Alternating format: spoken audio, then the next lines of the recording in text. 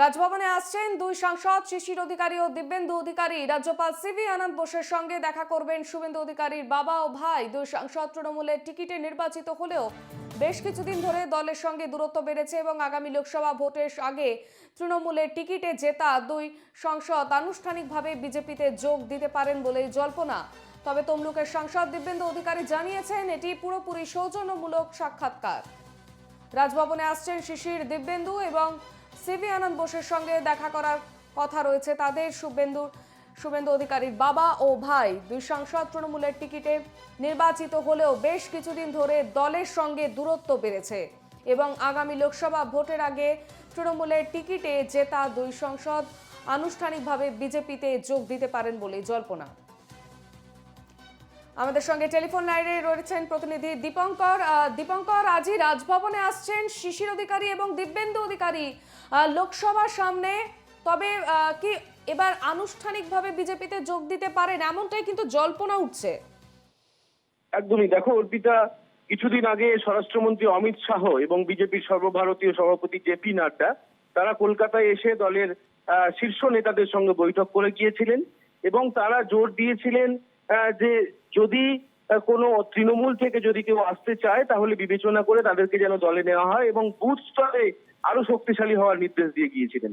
এবং তুমি জানো যে রাজ্যের বিরোধী দলনেতা শুভেন্দু অধিকারী, তার পিতা সাংসদ শিশির অধিকারী এবং ভাই সাংসদ দিব্যেন্দু অধিকারী, তাদের সঙ্গে তৃণমূলের সম্পর্ক কিন্তু এখন তলানিতে। তাদের সঙ্গে তৃণমূলের দূরত্ব বেশ কিছুদিন হলো তাদের সঙ্গে দূরত্ব বেড়েছে এবং একটা জল্পনা আছে যে তারা হয়তো লোকসভা ভোটের আগে অফিসিয়ালি আনুষ্ঠানিকভাবে তারা বিজেপিতে যোগ দেবেন। তবে তার আগে রাজ্যপাল সিভি আনন্দ বোসের সঙ্গে তাদের সাক্ষাৎকার নিয়ে অন্যরকম একটা জল্পনা তৈরি হয়েছে। রাজ্যপাল সিভি আনন্দ বোসের সঙ্গে আজ বিকেল 4টে নাগাদ রাজভবনে তারা এসে দেখা করবেন।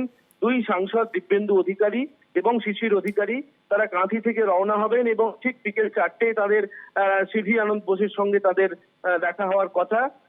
সাংসদ দিব্যেন্দু অধিকারী তিনি যদিও জানিয়েছেন যে বিষয়টি পুরোপুরি সৌজন্যমূলক, তবে রাজনৈতিক মহলের একটা জল্পনা চলছে যে লোকসভা ভোটের আগে বিজেপিতে যোগ দেওয়ার আগে এই যে রাজ্যপালের সঙ্গে দেখা করা, এটা কি কোনোভাবে দিল্লির সঙ্গে কোনো যোগাযোগের এক সেতু বন্ধন হওয়ার সম্ভাবনা আছে, এটা নিয়ে জল্পনা চলছে।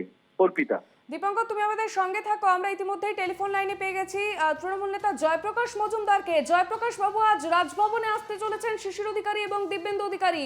পাশাপাশি সামনেই লোকসভা নির্বাচন এবং বিজেপিতে যোগ দিতে পারেন তারা, এমনটাই একটা জল্পনা উঠছে, কি বলবেন?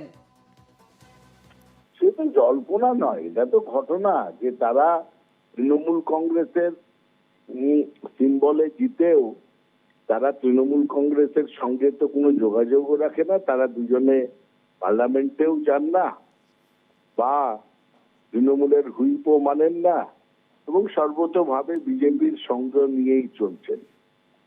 তবে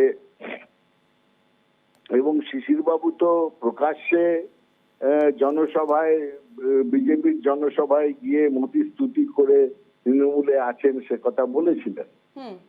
তবে এখন যে গভর্নরের কাছে যাচ্ছেন, রাজ্যপালের কাছে যাচ্ছেন, তাতে অবাক হওয়ার কিছু নেই, কারণ রাজ্যপাল তো বিজেপিরই অঙ্গ।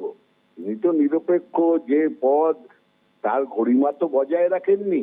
প্রকাশ্যে যা কাজ করছেন, যেভাবে কাজ করছেন তাতে প্রকাশ করে দিচ্ছেন তিনি বিজেপির এজেন্ট হিসেবে কাজ করছেন। এবং আজকে বলতে দ্বিধা নেই, আমাদের রাজভবন বিজেপির একটা শাখা সংগঠনের অফিসের মতন পরিণত হয়েছে। সেখানে বিজেপির লোকরা যত্রতত্র যেতে পারেন, রাজ্যপালকে তারা অ্যাডভাইস করতে পারেন, তাদের অ্যাডভাইস অনুযায়ী রাজ্যপাল কাজকর্ম করেন, চিঠিপত্র লেখেন, প্রয়োজন মতন বিবৃতি দেন, একজন রাজনৈতিক নেতার মতন বিবৃতি দেন। সুতরাং এতে আশ্চর্যের কিছু নেই। এটাকে বিজেপির অফিস মনে করেই এই দুই ছেলে বাপ বেটা যাচ্ছেন এবং সেখানে গিয়ে রাজনীতির কথা বলবেন, বিজেপিতে যোগদানের কথা বলবেন। সব থেকে বড় কথা কি জানেন, এখানে একটা প্রোটেকশন পাবেন, ভেতরে বসে কথা বলছেন, কেউ জানতে পারবে না এবং সেখানে যদি আর্থিক লেনদেনেরও কথা হয় সেটাও বাইরে আসবে না। এটাই হচ্ছে এই জায়গাটার সুবিধে। একেবারেই ধন্যবাদ জয়প্রকাশ বাবু। আমরা আবারও ফিরবো আমাদের প্রতিনিধি দীপঙ্করের কাছে। দীপঙ্কর, আমরা কথা বললাম জয়প্রকাশ মজুমদারের কাছে। জয়প্রকাশ বাবুর যা বক্তব্য আমরা তার মুখ থেকে যা শুনলাম, তিনি বললেন রাজ্যপাল বিজেপির এজেন্ট হিসেবে কাজ করছে, অর্থাৎ রাজভবন একটা বিজেপির অঙ্গ হিসেবে তৈরি হয়েছে। সেখানে শিশির অধিকারী, দিব্যেন্দু অধিকারী তারা যে রাজভবনে যাচ্ছেন, এটা অবাক হওয়ার কোনো বড় বিষয় নয়।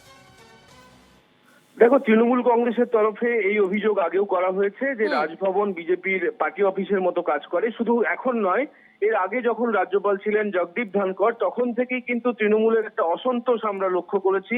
রাজ্যের বিভিন্ন ইস্যুতে যখন জগদীপ ধনখড় তিনি মন্তব্য করতেন, আইন শৃঙ্খলার অবনতির অভিযোগ তুলতেন, এবং সম্প্রতি তুমি জানো যে শুক্রবার যে ঘটনা হয়েছে সন্দেশখালীতে, তা নিয়ে এখনকার যিনি রাজ্যপাল ডক্টর সিভি আনন্দ বোস, তিনি কিন্তু তীব্র ভর্ৎসনা করেছেন। এবং গতকাল রাত্রে রাজভবন থেকে যে বিবৃতি দেওয়া হয়েছে, সেটা কিন্তু অত্যন্ত তাৎপর্যপূর্ণ, যে কেন এখনো গ্রেপ্তার করা হচ্ছে না, এই কানামাছি খেলা বন্ধ করা হোক, পুলিশের এই লুকোচুরি খেলা বন্ধ করা হোক, এমনই মন্তব্য করেছেন রাজ্যপাল সিভি আনন্দ বোস। সেই আবহে তৃণমূল সাংসদ, কাঁথির তৃণমূল সাংসদ শিশির অধিকারী, তিনি বর্ষিয়ান নেতা, এবং তমলুকের সাংসদ, তৃণমূল সাংসদ দিব্যেন্দু অধিকারী, দুজনেই আজ দেখা করছেন রাজ্যপাল সিভি আনন্দ বোসের সঙ্গে। বিষয়টি অত্যন্ত তাৎপর্যপূর্ণ, তৃণমূলের পক্ষে অত্যন্ত অস্বস্তিরও বটে। যদিও দুই সাংসদই দলের সঙ্গে তারা একটা দূরত্ব তো বজায় রাখছেন, এবং দলও তাদের সঙ্গে দূরত্ব বজায় রাখছে, তবু আনুষ্ঠানিকভাবে কিন্তু তারা এখনো তৃণমূলেরই সাংসদ, তারা কিন্তু বিজেপিতে যোগ দেননি।